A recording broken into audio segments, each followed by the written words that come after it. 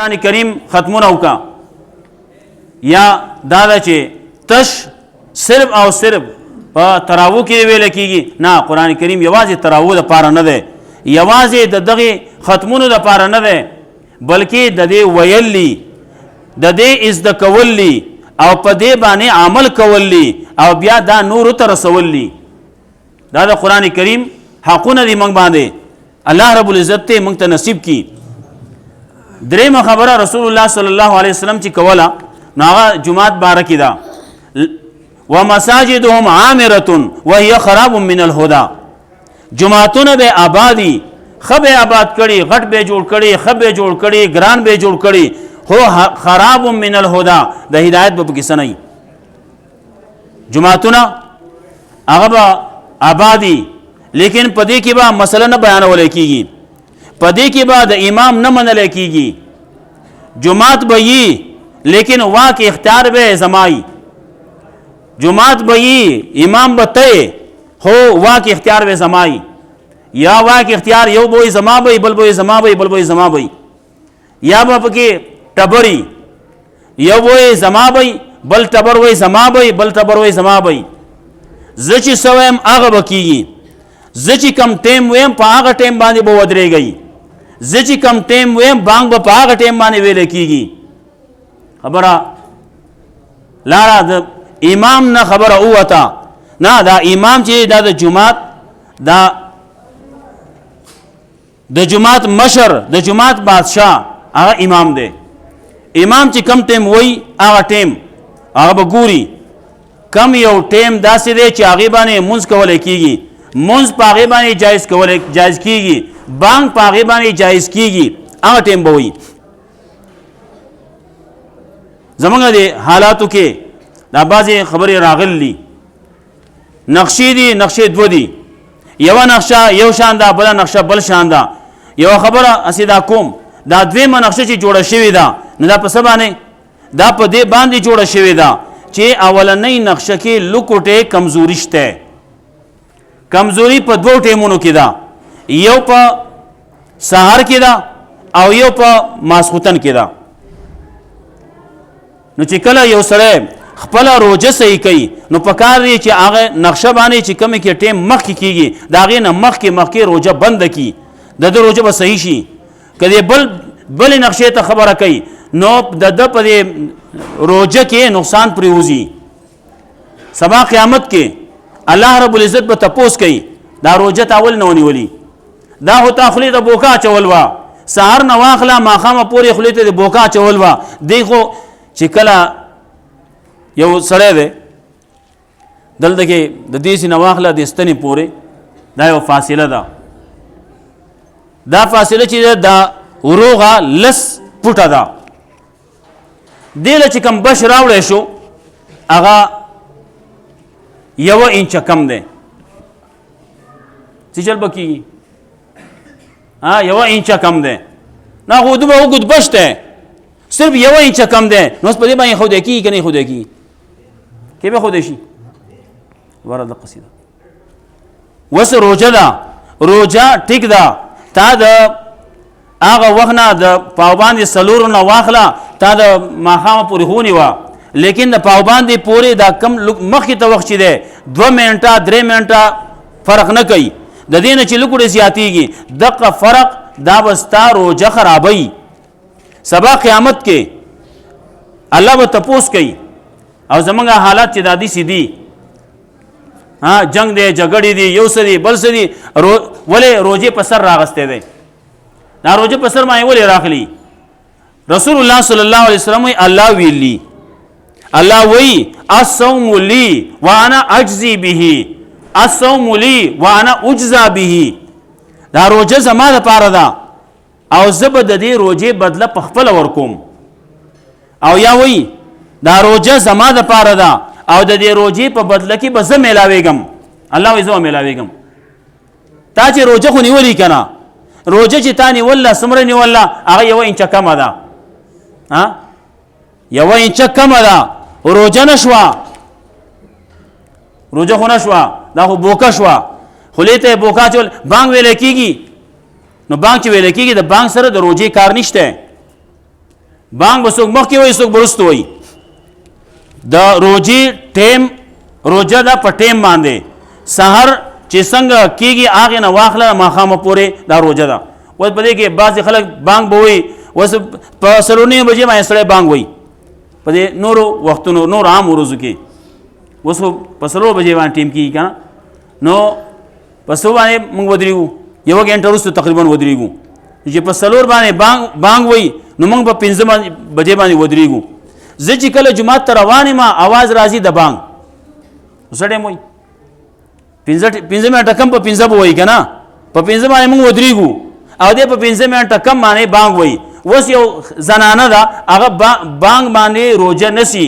عامې زنانه ډېر روجې نسی او الله دې نور توفیق ورکړي او نو دا زنانه چې دی دا په روجو کې مرنۍ یي نو چې کله دا روجه نسی او دی په بانګ باندې ونیوه نو سړی مې نیوله په 15 بجې یا پاوکم 15 شویزه پاوکم په 15 باندې چې روجه ونیوه دا روجه شوه که دا بوکه شوه نو خلک وایي په خس باندې درون او په خس باندې سپک نو په خس باندې هغه شی نیمګړی کېږي په خس باندې پوره کېږي نو منټونه 2 دي 3 4 5 منټه دي 15 منټه باندې یا ختمیږي او یا پوره کېږي نو چې کله مون پیسره نه کوي نه دی کوي په دغه باندې لیکن روجه خپله هغه ساتل پکار دي هغه صحیح کول پکار دي داسې نه سبا قیامت کې الله دې تپوس کوي روجه دې نه ونیولي سبا وایو پکار دي چې مخکې نه موږ خپل ځان 4 بجې باندې ټیم کېږي نو چې د 4 نه مخکې موږ خپل ځان تیار کړی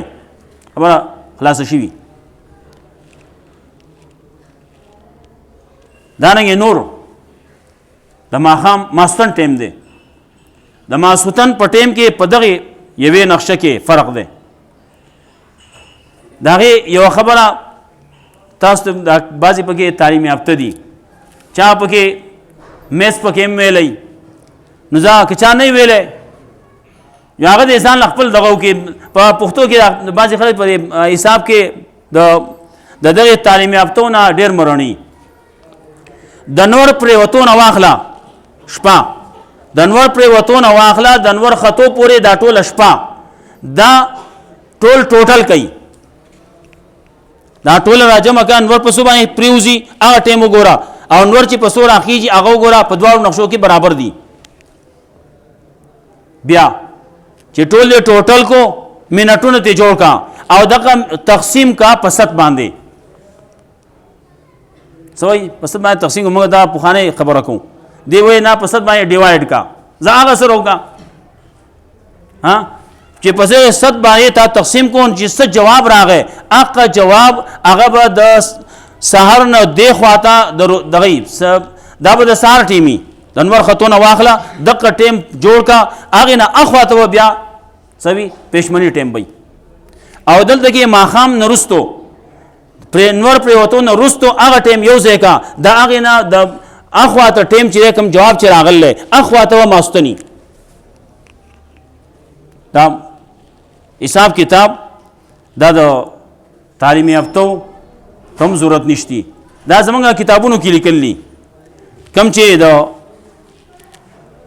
اشرف علي تانوي رحمت الله علیه کتابونه دي بهشت سیور کې هم شته دا خبره په امداد الفتاوه کې هم شته د اشرف علي تانوي رحمت الله علیه کتاب دی نور کتابونه دي زمونږ د فقه د شامی دا عالمگیری دا نور کتابونه دي په هغې کې دا مسلې دا پکې شته 7 باندې دا تقسیمول غواړي نو 7 باندې تقسیم کې ما ته پکې ضرورت نشته بل ته پکې بیا ضرورت نشته هغه باندې ته خپل حساب کتاب برابر کولی شي خیر خبره دا وه مساجدهم عامرة وهي خراب من الهدى چې کله جماعت هغه آزاد نه دی نو خبره ورانیږي هر یو سړی هغه به وایي نه زما خبره به منې بل وایي نه زما به منې هلته کې امام صاحب هم کله کله هغه پریشانه شي امام صاحب د یو ټبر سره د یوې قبیلې سره د یو خاندان سره کېناستو ودرېدو یا نور دشمن شو دو سره ودرېږي دا بل دشمن کېږي دا بعضې ځای کې دا مسلې دي دا خو زمونږ زمونږ او د دې خو یو بل سره تفریق دی، یو بل سره زمونږ ضد دی، نو ته د هغو سره ودرېږې چې ته د هغو شوې ځه زمونږ نه مسله ورانېږي. اتفاق او اتحاد دا د ټولو نه غټ او اوچت شی دی. دا ورځې دا روژه چې ده نو دا د عبادتونو میاشت ده. رسول الله صلی الله علیه وسلم فرمایلی چې هغه سړی د تباشي چې روژې میاشت پې راغله او روژې میاشت کې د دومره عبادتو نه کو چې دی پې جنتي شوی وی دی تباشي. پیغمبر صلی الله علیه وسلم په خپل هم خیرې کړلی او جبرئیل علیه السلام خیرې کړلی او رسول الله صلی الله علیه وسلم په آمین ویلی.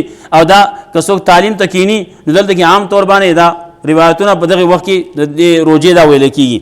دا په فضایل اعمال کې هم دا روایت شته چې کله رسول الله صلی الله علیه وسلم محراب منبر ته خطو یو پروي باندې پکې خدا وی آمین، بل باندې پکې خدا وی آمین، بل باندې پکې خدا وی آمین. ناول کې دغه وا چې رمضان میاشت په راغله او 13 شوا د د پکې دومره عبادتونه نه دي کړي چې دې په جنتی شي وې نو تبادي شي. پیغمبر صلی الله علیه وسلم آمین وې. بل دا ویلو چې هغه سره دیم تباشي چې مور پلار دواړه یا یو تن د بوډاوالي په حالت کې بیا مومي د هغه دومره خدمتونه کوي چې د په جنتي شی وي نو د دې تباشي. رسول الله صلی الله علیه وسلم د مور پلار د حقونو په باره کې هغه هډیر زیات وي. هغه سره داغه په باره کې ډیره سخت خبره کوي چې دا د الله د رحمت نه لری دی چې د خپل پلار ته خپل مور ته کنزل کوي. زمونږ دا دور په دې کې خداشته خپل پلار ته سره لګیای، پلار ته وای اوس تا خزا چې پلار ته سره وای خزا نو څه وای چا ته کنزل کوي؟ خپل مور ته کنزل کوي او ډایرک مور ته کنزل کوي. دا دې دور کې داسې شته.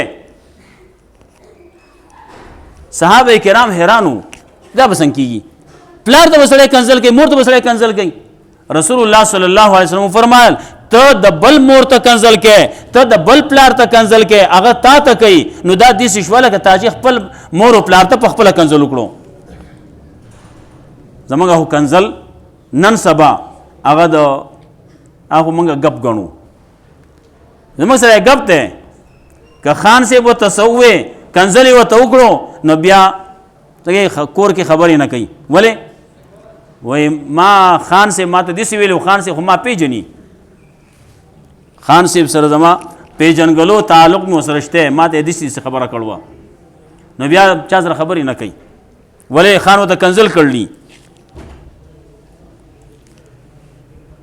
رسول الله صلی الله علیه وسلم فرمایل دا د منافق علامات دي چې کله خبرې کوي کله جګړه کوي. نو جګړه سره یو بل سره د خولې جګړه وته وي کنه، نو چې کله د خولې جګړه کوي نو کنزل کوي. دا د منافق علامات دي. آیت المنافق ثلاث بعض کې نور دي. د منافق درې علامتونه غټ دي.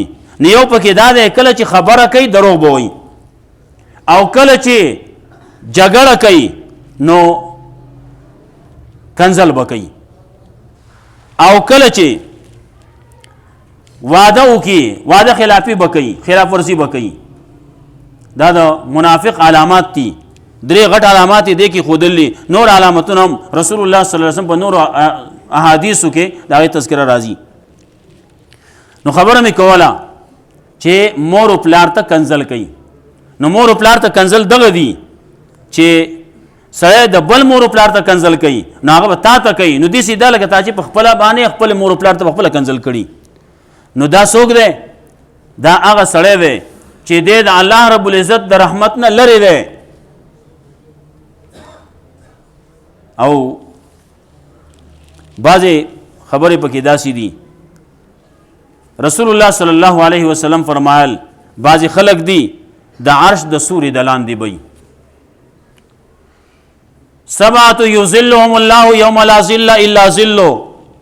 وکسان دي د عرش د سوري د لاندې بی چې هلته کې بل سوری به بیا نه وي، دغه یو سوری بی. نو هغې کې دی امام عادل، عادل امام، عادل بادشاہ حکمران. دویم دی شاب نشا فی عبادت الله، ځوان سړی چې هغه د الله په عبادت کې دی لګیا دی، وخت دی الله عبادت کوي ځوان سړی. ولې چې کله سړی بوډا شي د بل کار نه وځي نو بیا جو دغه جماعت ته او دغه ته راو باسي، دلته بیا ته کېنه تیز چل کې هلته کې ټوخ ټوخ کې وي، نو بیا کور کې د هغه ځای نه وي، بیا ورته قاریږي ټول زامن ورته هم قاریږي او کور کې ورته نور خلک هم قاریږي او بچي ورته هم قاریږي نوسي ورته هم قاریږي. وایي زه بابا زه چې زه جومات ته وایي جومات کې به دا ټیم تیر کړي. خبره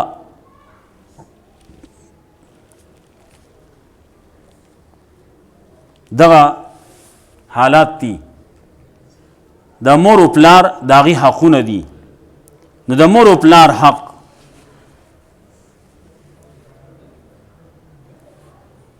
زمونږ خبره راځي چې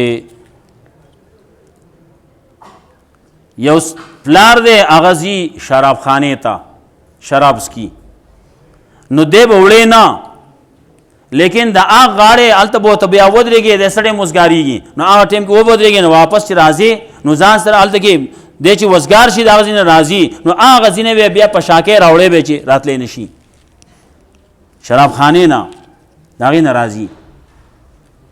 دا د مور پلار حقونه دي. رسول الله صلی الله علیه وسلم فرمایلی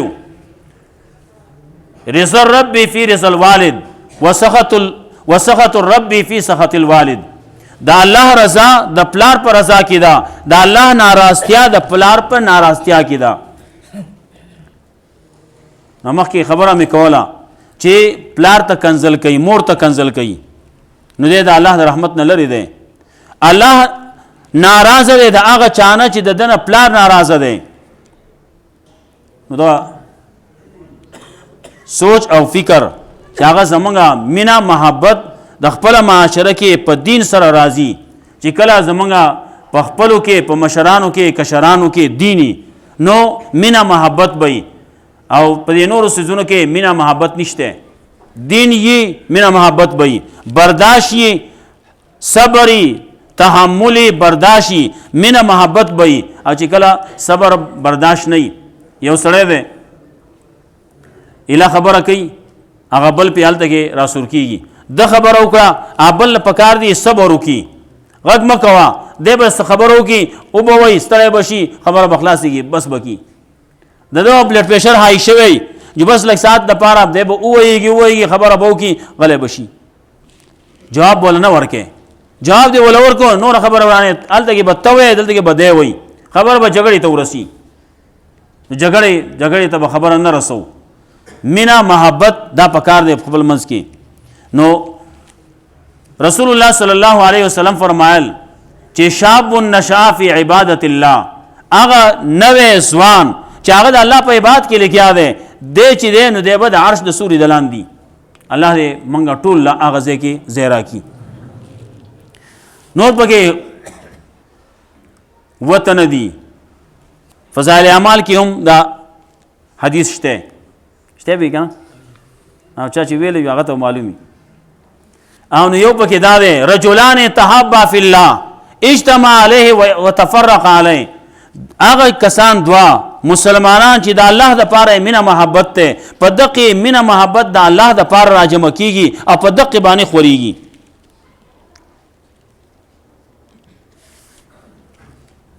او یو هغه تن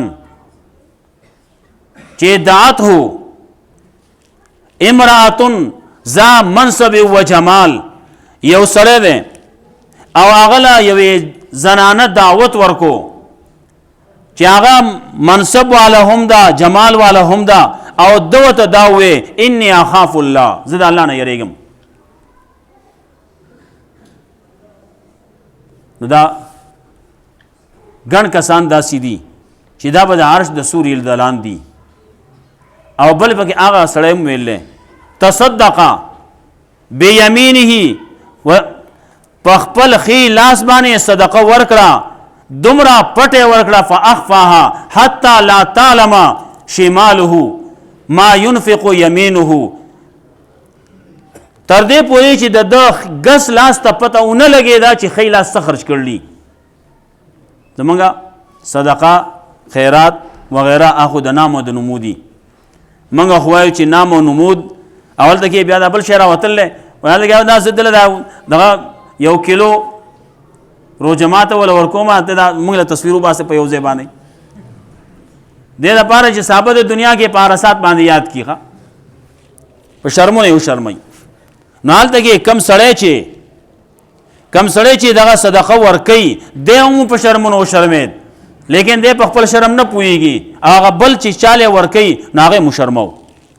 عزت نفس دا هم څه شی دی دا دومره به نه کوي چې سړی دومره ذلیله کوي ټولې دنیا ته یې ښکاره کړه زه دله روژه ماته ورکوم زه دله د ده سره تعاون او امداد کوم زه دله سرسایه ورکوم. سرسایه وخت را روان دی مخکې نه ورکول یې پکار دي. پاو کم 2 کیلو غنم دي دارنګې 3.5 کیلو کجورې وربشې کشمش دا عام طور باندې دا ویل کېږي. نو دغه ورکول دا پکار دي لازمیږي به د اختر په سبا کېدو سره لیکن د هغې نه مخکې سړی ورکي نو ښه ده هغه سړی پې ځان له څه وکړي. بله خبره دا چې دغه وړه دي یا غنم دي دا خو سړی چې ورکوي نو که سړی د 1 تن 2 ورکوي نو خو خبره ورانېږي خبره کمه ده که نه. نو هلته کې هغه سړی چې ورکې نو ښه خبره دا ده چې سړی وله نقد کې ورکي نقد کې چې ورکې نو خامخا هغه پې خپله څه کار وکړي.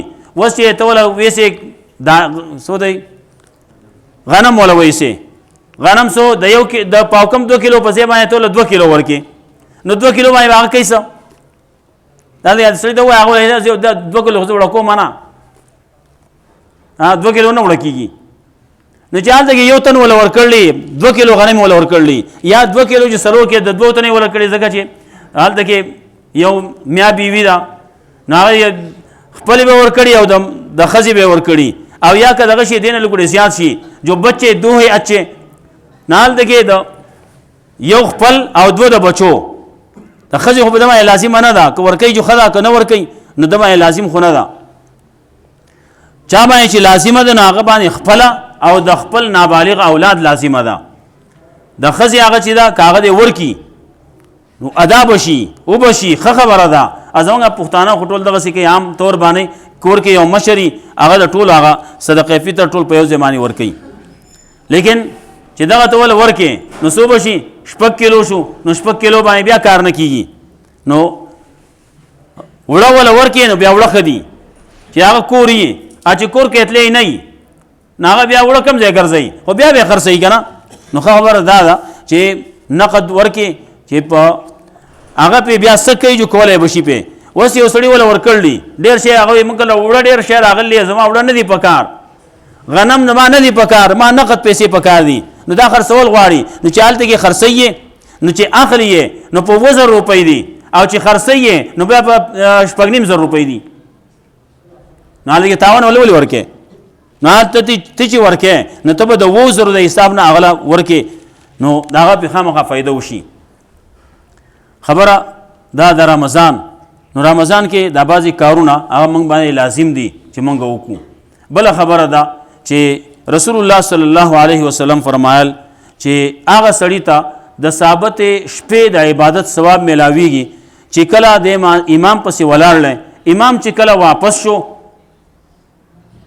د چې څومره مونځ وکړو هر څه چې کوي دغه کې خبرې نه کوو ولې اختلاف نه جوړو اتفاق راولو اتفاقی خبره کوو. پیغمبر صلی الله علیه وسلم دغه خبره کړله هغه سړي ته وی چې تاسو راونه وتئ موږ په انتظارو. رسول الله صلی الله علیه وسلم فرمایل چې کم یو سړی چې په خپل امام پسې دغه څومره مونځ چې هغه کوي هغه وکړو راوګرځېد روان شو لاړ دغه امام نه اختلاف نه کوي نو د چې څومره مونځ وکړو دا د ټولې شپې ثواب الله رب العزت دله ورکوي. چې موږ امام چې څومره کوي چې موږ حق کوو الله رب العزت یې موږ له توفیق راکړي. څومره ورځې چې پاتې دي الله رب العزت ته د هغې په صحیح طریقې باندې د رجوع نیو د عبادت کولو الله موږ له توفیق راکړي. څومره چې تېرې شوي دي د رحمت الله دې د هغې موږ مستحق کړي. کم چې د مغفرت ورځې دي الله رب العزت اخرنۍ ورځ ده شپه ده او سبا اخرنۍ ورځ ده الله رب العزت ته زموږ په دې کې مغفرت نصیب کړي. ورپسې د اور نه د ازادۍ خبره ده د جهنم نه د ازادۍ الله رب العزت ته پکې زموږ د جهنم نه ازادي نصیب کړي. که زموږ نومونه چرته په د جهنم په لیست کې یې الله رب العزت ته د هغې نه وران کړي الله رب العزت ته د جنت په لیست کې زموږ نومونه ولیکي. خبرې مې زیاتې کړې ټیم غالبا زیات شو. الله رب العزت ته موږ له قرآن و سنت باندې عمل کولو توفیق راکړي. دا کم څه چې ویلې شوي دي او دې باندې الله موږ له عمل کولو توفیق راکړي. او کم تراویح وغیرہ چې وشوې الله دې دا په خپل در کې قبول کړي. درود شریف ووایي. اللهم صل على محمد وعلى ال محمد كما صليت على ابراهيم وعلى ال ابراهيم انك حميد مجيد. اللهم بارك على محمد وعلى ال محمد كما باركت على ابراهيم وعلى ال ابراهيم انك حميد مجيد. اللهم اعنا على ذكرك وشكرك وحسن عبادتك. اللهم قنا عذابك يوم تبعث عبادك. اللهم لا مانع لما اعطيت ولا معطي لما منعت ولا ينفع ذا الجد منك الجد. اللهم قنا عذابك يوم تبعث عبادك. اللهم اصلح لنا شأننا كله ولا تكلنا الى انفسنا طرفة عين. الله رب العزت زمونږ شيوخ استادان څومره وفات شوي دي الله رب العزت د هغې قبرونه د نور نه ډک کړي. الله رب العزت په جنتونو کې والا اعلی مقامات ورکړي. څومره چې ژوندي دي الله رب العزت د هغې په علمونو کې عملونو کې عمرونو کې برکتونه واچي. الله رب العزت زمونږ څومره مسلمانان ورونه خویان دي وفات شوي دي الله رب العزت د هغې قبرونه د نور نه ډک کړي. الله رب العزت په جنتونو کې والا اعلی مقامات ورکړي. دلته کې یو غم پکې وسم شوی دی. جمال الدین استاد مور وفات شوې ده 11 بجې جنازه ده. الله رب العزت ورته مغفرت نصیب کړي. الله دې پسماندګانو له صبر جمیل ورکړي. څومره موږ چې دلته کې ناستې راغلي دا بعضې څه ټوټه پوټه خبرې مو اورېدې. څوک خالص د هغې دپاره راغلي څوک پکې راغلي د تراو دپاره ختم دپاره. الله رب العزت د دې په زړونو کې چې څه شرعي ضرورتونه دي الله د خپلو غیبو خزانونه پوره کړي. الله رب العزت دا زمونږ دا لږ سات ناسته دا دی الله د آخرت د نجات ذریعه وګرځوي. بعضې خلکو د دعا ویلي الله رب العزت چې کم شرعي ضرورتونه دي حاجتونه دي الله دې د خپلو غیبو خزانونه پوره کړي. الله رب العزت زمونږ واړه دینداره کړي. الله دې منځګزار کړي. الله دې منځ طرف ته د دې رغبت پیدا کړي. الله رب العزت زمونږ څومره قرضداري دي الله رب العزت د قرضونو انتظام د خپلو غیبو خزانونو وکړي. الله رب العزت د قرضونه پوره کړي. الله رب العزت زمونږ د ملک پاکستان حفاظت وکړي. الله رب العزت زمونږ په دې علاقه باندې د امن صادر خور کړي. الله رب العزت د حرمینو شریفینو حفاظت وکړي. الله رب العزت چې څومره مسلمانان دي په هر ځای کې چې دي هغه د دین خدمت کوي د دین اشاعت کوي په هر جامه کې چې کوي په هر ناچ چې کوي الله رب العزت د قدم قدم باندې د هغې نصرت وکړي. الله رب العزت د هغې امداد وکړي. الله رب العزت ول دغه کوششونه قبول کړي. الله رب العزت څومره مسلمانان د کافرانو سره برسرې پیکار دي الله رب العزت د هغې مدد وکړي. الله رب العزت د دغې کافرانو د پنجې نه د مسلمانان خلاص کړي. کم چې مظلومان دي مسلمانان الله رب العزت د کافرانو د پنجې نه خلاص کړي. الله رب العزت دغه کافر که د هغې په قسمت کې هدایت الله دې ورته هدایت نصیب کړي. که هدایت په قسمت کې نه الله دې په خپل ویر باندې اخته کړي. الله دې په خپل ځانونو باندې کړي.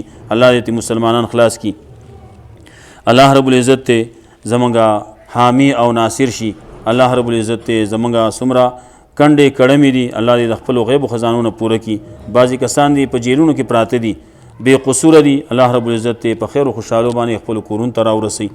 الله رب العزت بعضې دعاګانې داسې دي چې هغه موږ له راضي هم نه موږ په خلو باندې ویلی هم نه شو. الله رب العزت ته زمونږ ضرورتونه حاجتونه معلوم دي. الله رب العزت د خپلو غیبو خزانونه پوره کړي.